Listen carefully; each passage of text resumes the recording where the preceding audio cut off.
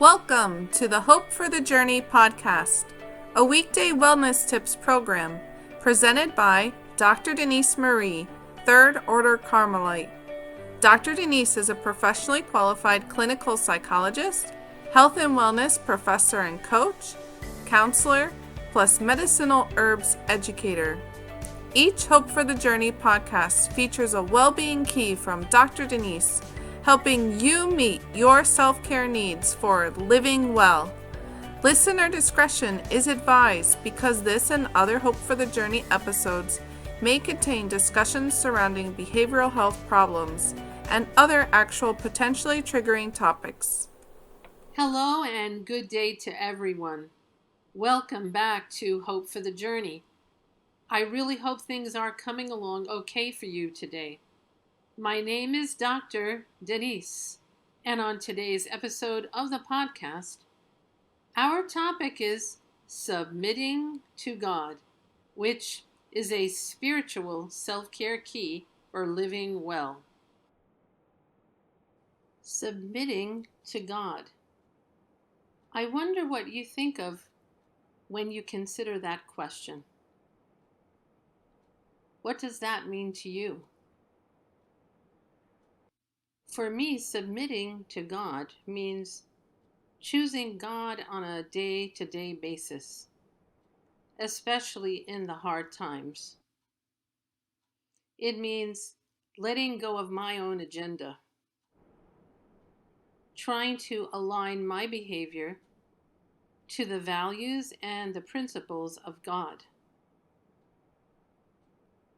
Submitting to God is in the realm of the choices that we make, choices that we as human persons make with our free will in seeking God's directions for the steps that we take. You might be considering, why would it be the best thing to do to be a person who regularly, faithfully submits to God? Well, certainly, one reason is that you were brought on this earth by God. You are God's creation. God knows what is best for you to do. And certainly, God has so much more wisdom than we do. When we faithfully submit to God, we will be making fewer mistakes because God's plans are perfect and they are loving. Another reason that it is best to faithfully submit to God is that with His help, we can become what God has destined us to be. But you're probably thinking there have been challenges in trying to make it a practice of submitting to God. I think to start, we live in a world which tells us otherwise. Not a big fan of submitting to God. In order to submit to God, we would all need to have a more humble heart. Display a willingness to follow God more, and more of the time.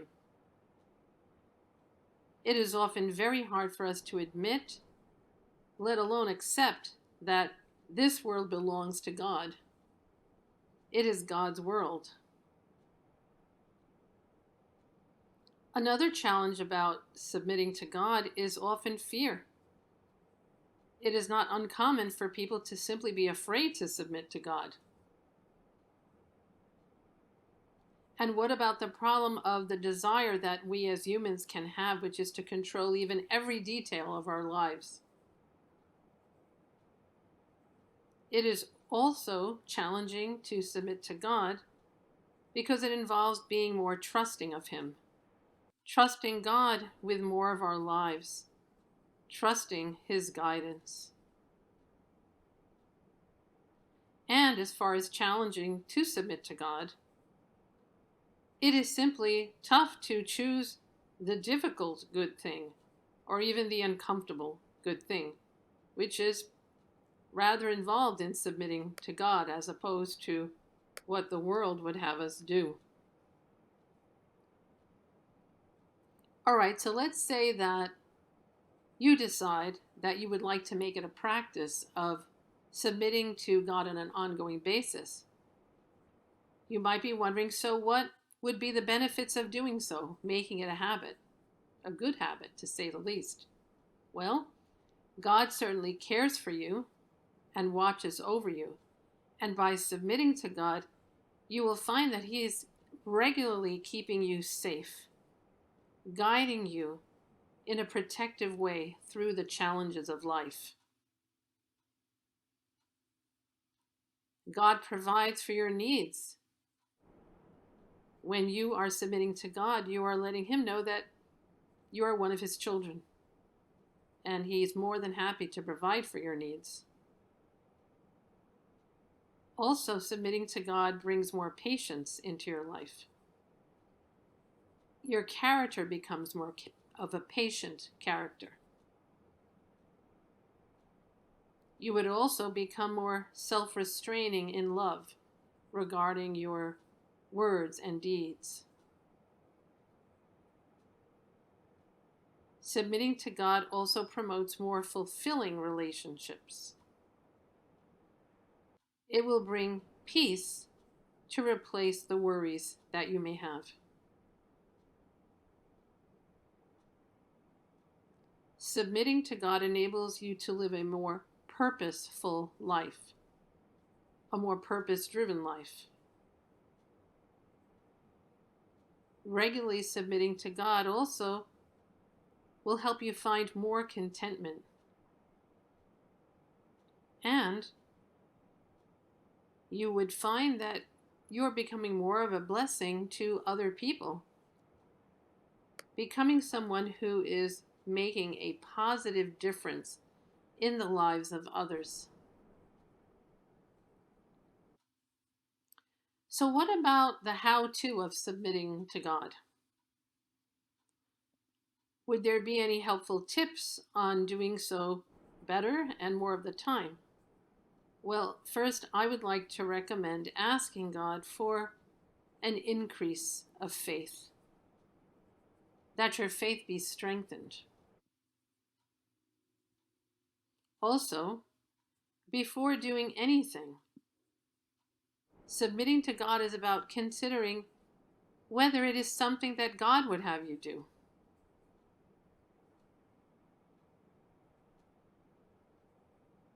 In deciding to submit to God, you are revealing that you're making it a priority to please God over pleasing people. To submit to God, I recommend that you pray that you want to step into whatever path God lays before you, even though it may not look like the way you thought it would. And I think to submit to God in an improved way would simply involve pray for God's will to be done in your life and also in this world as a whole. Overall, it is truly possible to get into a lifestyle of submitting to God, all in service of becoming spiritually stronger, with the outcome of a more abundant life for you as a whole.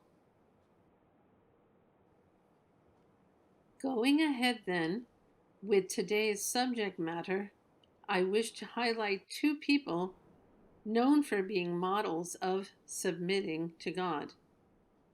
First, there is the saintly Germaine Cousin, born in France not too far from Toulouse in the year 1579. Germaine grew up after her mother's death when she was a child with a cruel, physically and psychologically abusive stepmother and half-siblings. This stepmother, for example, at one point, put Germaine out of the house to sleep on a straw bed in the barn with animals. Later on, when Germaine was assigned the task of taking care of the sheep with no help, Germaine was blessed to find a true friend in God. Germana began this relationship with God with a basic faith. She prayed simply and grew in deep love of God and trust of Him. People in the village even started wondering how Germana's sheep weren't attacked by the wolves in the woods when Germana would leave them on their own while she attended church. But God's protection never failed her. One day, when the rains had swollen the local river to flood levels, a villager actually saw that river part so that Germana could cross it just to get to the church. No matter how little sustenance Germana received from her stepmother, Germana shared what little she had with others. Even the scraps of food she managed to receive from the stepmother, she gave to beggars. Germana was even able to forgive this woman, her stepmother, who deserved her hatred. As the entire village began speaking about this loving young girl, Germana's stepmother eventually began to soften her feelings toward Germana. Even while lonely on the human level, Germana was able to live a life submitted to God and have His loving friendship, even serving her neighbors while she herself was suffering at home in her family life. And now the other person I wish to bring our attention to is West African Cardinal Robert Sarah. Though Robert Sarah was originally a convert to Christianity, after having been so inspired by missionary clergy, Cardinal Robert Sarah is now a world-renowned theologian. Cardinal Sarah is a big fan of the humble heart before God. He has said, quote, "We must all return to God," end quote. He also has said that we, quote, "will find peace and joy only by seeking God alone. Return to the source," end quote. And being a believer that God needs to be at, quote, "the center of life," end quote, Cardinal Sarah has also explained that, quote, "when you really have encountered God, it is impossible to compromise the gospel with the ideological positions of a world that rebels against the law of God and of nature," end quote. So both of these godly people, the saint named Germana Cousin and Cardinal Robert Sarah, know that submitting to God is a very rewarding spiritual practice for better living. For the next part of our podcast topic, I wanted to present a piece of music that takes a closer look at the lived experience of submitting to God. The song I will feature for you here is called "Take You at Your Word." It is performed by T.O.Carm and Benjamin Williams Hastings. So I will read a good number of the words of this subject-relevant song which I located online. Your way is the only way for me. It's a narrow road that leads to life, but I want to be on it. It's a narrow road, but the mercy's wide, 'cause you're good on your promise. I'll take you at your word. If you said it, I'll believe it. I've seen how good it works. If you start it, you'll complete it. I'll take you at your word. You spoke and the chaos fell in line.